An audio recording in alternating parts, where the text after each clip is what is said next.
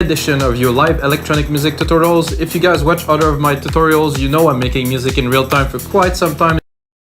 I make music, I made a lot of tracks, and this particular track that we're going to talk about today is Mikas Nemesis. This is a track that I started literally in January 2020. I made the first episode, it's actually episode 50.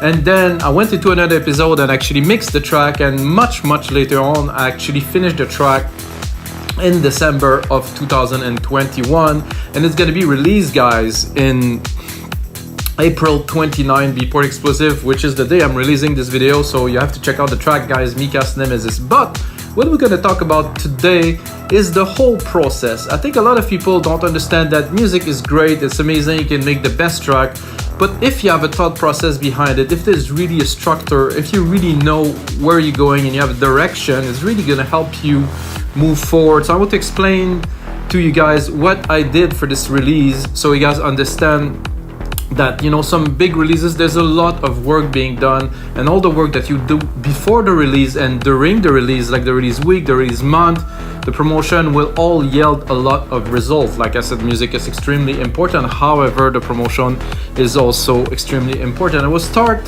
by naming the track. The name of this track is Nemesis. You know what is Nemesis? Arch Nemesis, like, you know, your enemy.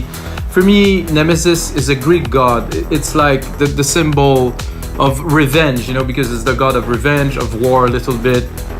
It's a bit of war with myself. Either I'm gonna release music, I'm not gonna release music, I'm not certain. Is it good enough?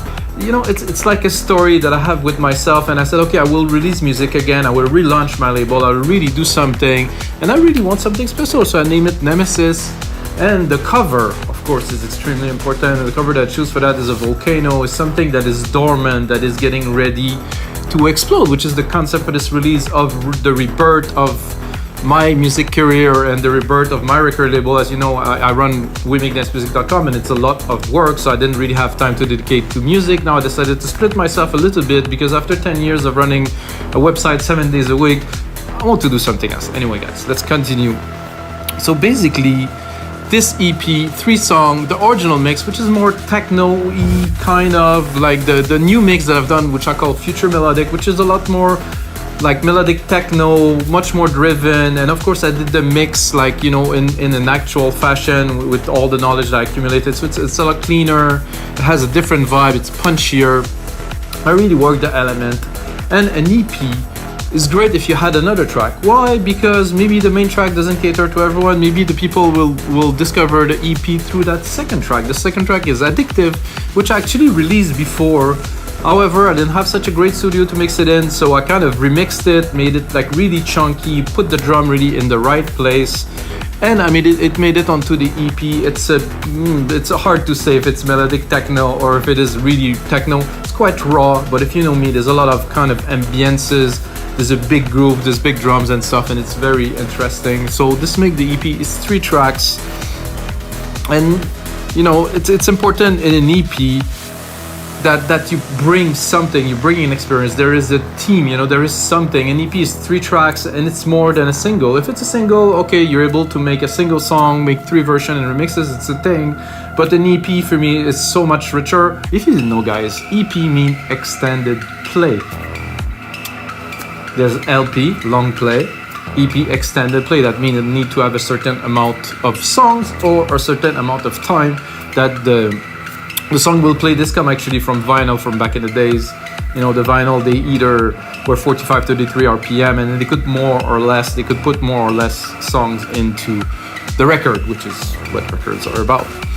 So guys, another very, very important thing I want to talk about, so you guys understand, you know, the release process, is promotion.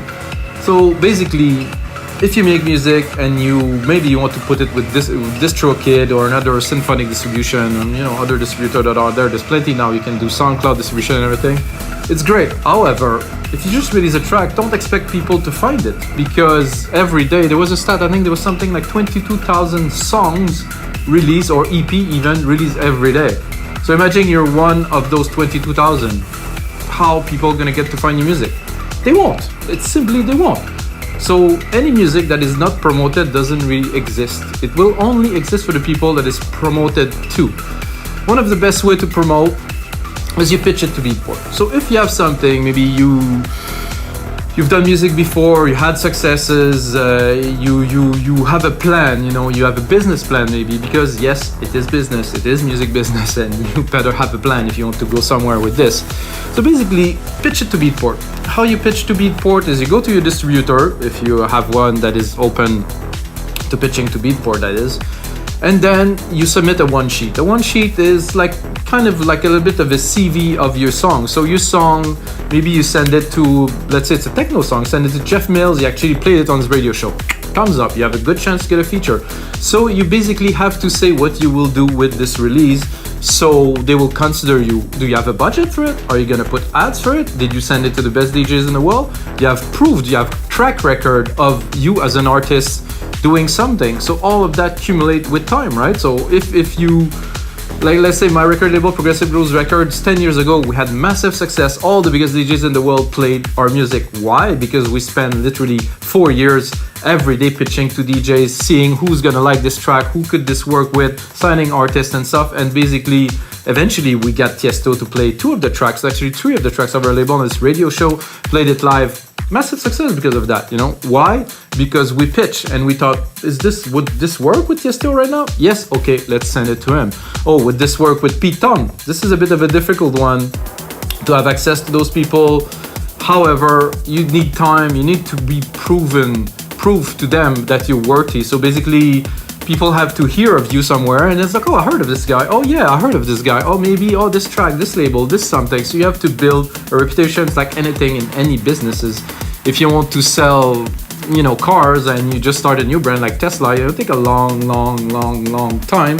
And eventually you will get there. Of course, I'm looking at my notes. So basically, the Beatport one sheet, you have to fill it with information relevant. If you have magazines, if you have features, if you have articles, if you have interviews, if you have radio shows, if you have support, you have to put it all in there to show to Beatport that you are really actively working on your release to promote it. And then they might give you a feature that's going to be even more valuable than any of other things that you did, because it's going to put eyes on your release. When people have eyes on your release, they're going to listen. If it works with them, they will buy it. If it doesn't work, they won't buy it. There's something in electronic music that is very particular. There's a genre thing, and then there's a taste thing. First the genre, let's say melodic techno, and then there's a taste. So some people like very melodic techno with vocals, some people like very airy melodic techno, band boomer, or maybe up-bat kind of thing that is not really at all the same as some really pounding track like maybe stereo production, things like that. So you don't know who's gonna work, but you have to pitch it to as many people as possible, so you find the people that like it, the people that would like it, hopefully will get to play it, cater to a huge audience. You can also pitch to Spotify. Pitching to Spotify is easy if you go on your Spotify profile. If you manage your profile, let's say as an artist, or you have a label that manages your profile for you, you go to Spotify artist and you pitch your release. A little bit the same as Beatport, saying that you have something. I actually did it for this release, Nemesis, and there's a very little, I think 1,000 characters. So I really had to shorten my pitch to say, I'm an active artist for like 20 years. I release music, I get support. I shrink it down, a bit of description of the track of what it is, so they get to listen to it. They probably listen to it. Maybe they're gonna find it interesting for their audience. It's exclusive to them and exclusive to Beatport at the same time. This is something I've been recommended by my distributor to do, to have exclusive for DJ to download and another exclusive for streaming. So Spotify do like this. They tend to give more features if you do something like that. This is very important. Do your pitch on Spotify. It's a great idea. I think you can pitch to other places. If you're distributed by SoundCloud, you can pitch to SoundCloud. But again, you have to have something to show for it. Like, here's my new track, listen to it, play it. No, this is not enough. Like I said, you have to have track record. You have to do something. It's like you're gonna come to the best DJ in the world. Like, check out my track. I actually have a story about this, guys. I was in Miami a while ago, and I ran after Pete Tong to give him my CD. I don't know if you like literally, I've seen him. I was like, oh, this is Pete Tong, man. I had my CDs because back then it was still CDs. I ran after him to drop him a CD, and I was super stoked. I'm like, yeah, I got my music to Pete Tong. I'm sure he doesn't remember, but eventually, it's gonna be a story I'm gonna be able to tell him. It's like, if you get to play my music, it's important. Another pitch that is very important: if you live in England, you might be luckier. If you live in another country, it's a little bit more difficult. BBC Introduce. So you go on the BBC, do BBC Introduce, you can upload your music to the BBC, and then they will listen to it, and if it's a fit, or if they feel it's something that some of their DJ could play, they will play it, and they will let you know if they play it, which is great, because other stations do not let go, but BBC is well organized. They do actually in England. Dance music is a big thing. So if they play your music, they will let you know, so you can be, wow, somebody played my music on BBC. So BBC Introduce, guys, check it out, type it. This is another good way. And I would say locally to your radio station, if you have community radio, if you have in Canada, we have CBC, we have Radio Canada. There's places like that where you can upload your music, submit it to their catalog, so they might eventually play it. Of course, there's community radios, places like this. If you have friends that have shows and things like that, it's a good way to pitch. And finally, for promotion, guys, pitching to DJs. This is the holy grail of what we do. This is why I ran after Pete Tong. This is why I personally hired promotion agencies everywhere in England, in Canada, in the US to promote radio. Some would say we put your music on the radio. I wouldn't count on it, because most electronic music doesn't really get to play on radio. There's a lot of DJs that have shows that get broadcasted on radio, but this is not them that put the music on the radio, it's the DJs that play with them, so you have to get to the DJs. The DJs are just about anyone. A lot of those DJs are open. So a good example of this, I sent this release, Nemesis, which is techno, a bit more progressive, melodic. I sent it to Amelie Lenz, which played really hardcore techno, and she didn't like it, she unsubscribed. So I was like, okay, that's a bit of a loss, but I totally understand that this is not her thing. While I think it could work for her, the feel that she's looking is completely different, which is exactly what I talked about. You have the genre, and then you have the taste of that person. So when you send promo to DJs, you have to select them. Select your list, make sure you send it to people who likes this. I think this track would work well, let's say, for Miss Money. Gonna send it to her, gonna send it to people, build a list, try to find those people, research them, message them on Twitter, Facebook, Instagram, try to find the right people to send the music. This is key, and this has always been key. It might take you 3 months, 6 months, it might take you a year before you get through to a DJ with a track that works. But if this DJ is influential, Nora and Pure, Miss Monica, I say woman, it could be Pete Tong, it could be Sasha, it could be John Digweed, like the name now, like, you know, Afrojack and things like that. But if you get through to those people, and then you have your chance, it's gonna shine. You're gonna be able to tell everyone that your track got played on this radio show, and then you're gonna gain credibility. And with this credibility, you'll be able to build. I know I talk a lot, guys. You can rewind, forward, but this is all extremely important. So another thing, again, about promotion, DJs, very important. This is the key to anyone's success. You guys know, if you want to succeed, you have to be kind of supported by people. David Guetta supported Afrojack to launch his career. It's a great example of that. So Tiesto supported Hardwell. You know, I actually interviewed Hardwell in one of my TV shows before, and you know, he toured with him. So Hardwell became extremely successful. They're both Dutch. There's some similarities. Definitely Hardwell had a great story. He started DJing very young, so it was very interesting, but then he had success because of that. How did he do this? I explained to you simply.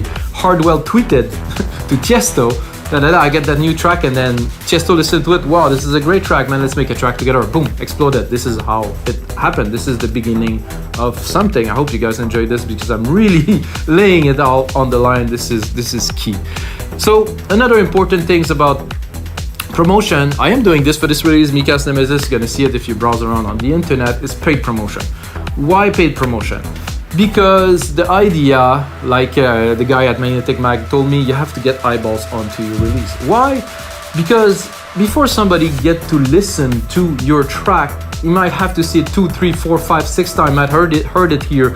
Listen to this and that. Oh, this label. Oh, this guy. It's gonna take a long time. So before you get your name into somebody's head who could be interested in music potentially in the future, or you know, play and stuff, you need to do something. It's not gonna happen only once. So paid promotion is a good way. You can do some features. You can get into some blogs, get some interviews on the internet, whichever. That will really help you put your music in front of more eyeballs and put your name out there so people get to see it. The way they do it on SoundCloud is Premiere. So you have a lot of channels that are premiering some music which really give a lot of exposure. And again, if the people like what you do, they will go and get it. They will buy it on Beatport, they will steal it, whichever, but it will get eyeballs. And if you get to the right people, likely you will have success. But to be able to do so, you have to get as many people as possible to look at your release. That's it, guys. This is the secret to success. So there's another factor that is very important that is also representative of all the things that I just said, is chance, luck. So let's say you do a lot of work and there's 1,000 people that get to view your release. There is 20 that buy it on Beatport. Great. So how many you think you will need to have the chance to put it on, let's say, in front of Afrojack eyes, or in front of somebody who will like maybe in my track, maybe a big techno DJ, Anna, maybe probably would play, let's say, Addictive. I feel she could play that. It's a bit more progressive, but main room techno and peak time techno is becoming more progressive, more synthy. So I think it could work. It's a heavy track. So let's say if I reach 100,000 people with my promo, it's featured on Beatport, it's featured in Magnetic Magazine, featured here, featured there, and then they're like, oh wow, okay, like somebody see it, Anna sees it's like, oh, I actually got this promo, I didn't even open it. Then she get to open it, she get to play it. Why? Because she's seen it more than once. What is that related to? It's chance. It's really luck. Luck is a factor that is extremely important, but to be able to push luck, you have to be able to reach as many people as possible and to keep on pushing constantly. And let's say I really feel a DJ really would play my track, I will pitch it again. I have a track that I made that's going to be released soon. It's called The Fire. It's a big kind of electro progressive pop track. It's a blend of all of this. I pitched it to Tiesto a couple times, send it to his like personal assistant, send it to everybody. Didn't get to play it, so I guess it's not what he feel is his sound right now, but I tried, maybe later on, if it become more of a hit, maybe we'll play it, but I tried, so basically I put all the chances on my side, I retried. So that's it, guys. Now we're gonna get onto the making of this track. I really compiled the best moments, so you can go from the start to the mixing to the finish, and then you can hear the track. And of course, the track that's been playing all along here is this track, Mikas, Nemesis.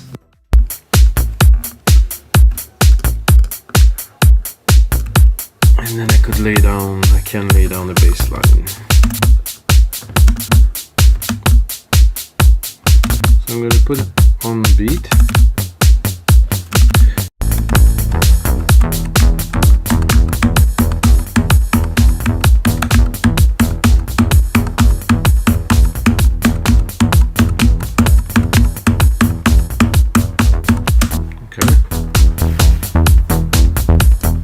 Synth is so good.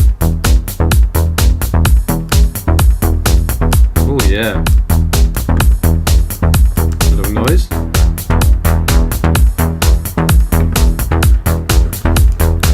So I'm gonna give ourselves a bit more space.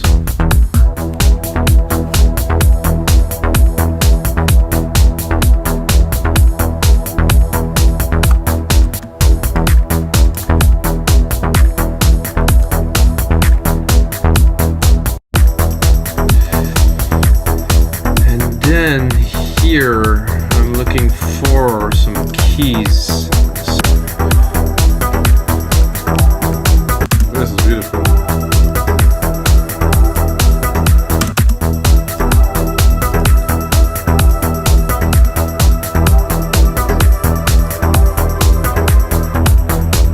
This is definitely gonna give some vibe. It's like a hard beat in the background.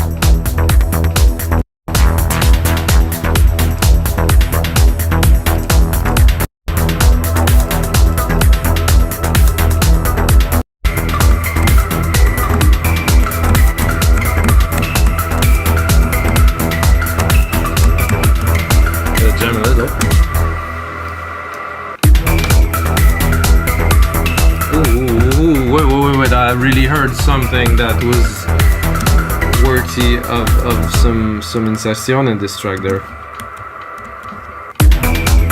Oh yeah, right there, this.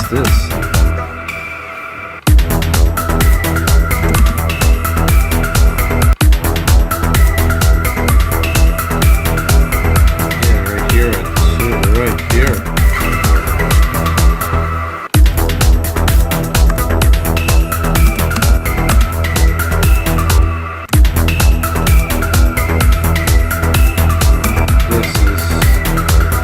Majestic.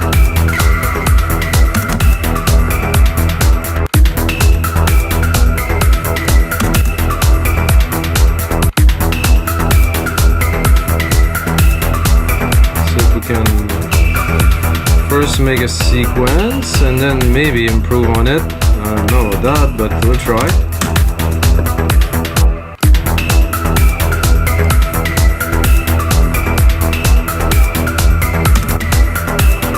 Let's try to quantize it.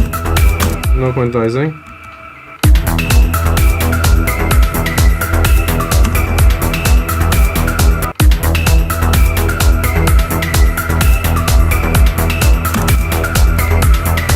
Then they fit the mood of the track at this point.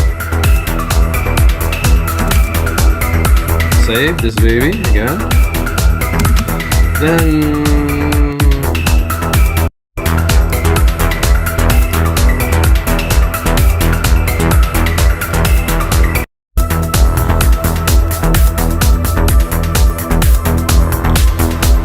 so that's the build up, and then in the main part I did this riff with those blocks. Super trippy.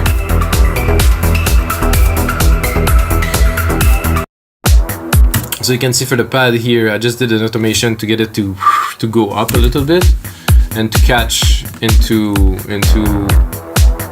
what I think is, no, this is just a reverb, yeah. Little tambourine. I think that worked. So I sidechained the reverb, send effects. I have a feeling that this I will keep. I don't think it's sidechain. Yeah, it is sidechain, but need a bit more love. Faster release. I want it to hit. Work on the gain a little. Now that we have a pretty good sidechain on it, I think it would go really quickly with another compressor, but something to fatten the sound, like an opto, maybe a vintage. So the role of a compressor is really to contain, you know, compression is to make something that was 4 into 1. So let's say the bandwidth of the frequency is narrower, but somehow you have more chunks, it's more contained, while the bass lines seem to be very kind of big in the mix. If you compress it, you're going to be able to contain it directly where you want it to be, which is what I think we've done here.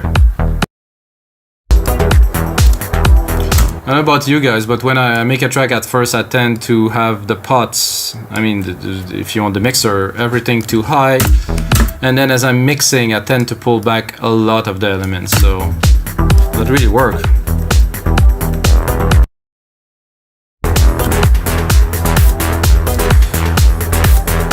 I would even be tempted to even put another one here. I like risers, you know, so let's pick another one that's even more funky or twirly. It's got some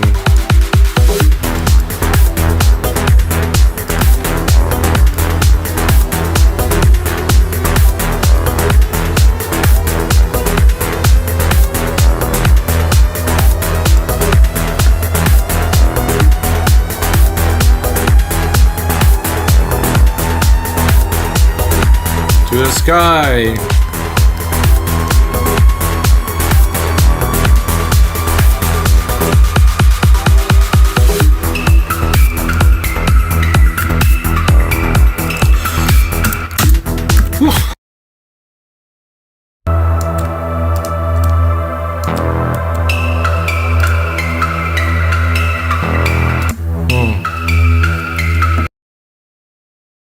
Here we start very slow, build up here. I like those punchy kicks there.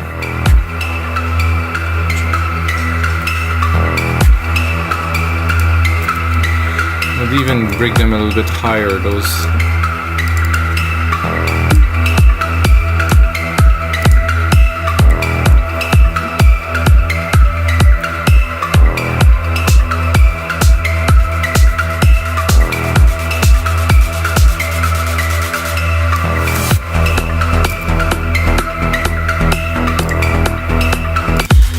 just open it to the max to see. I'm just testing.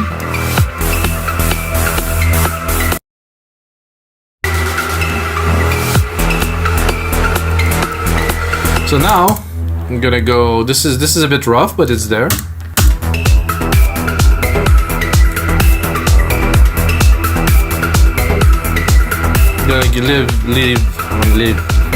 Gonna leave a bit of time for those blocks. Start cutting most of the elements. The end.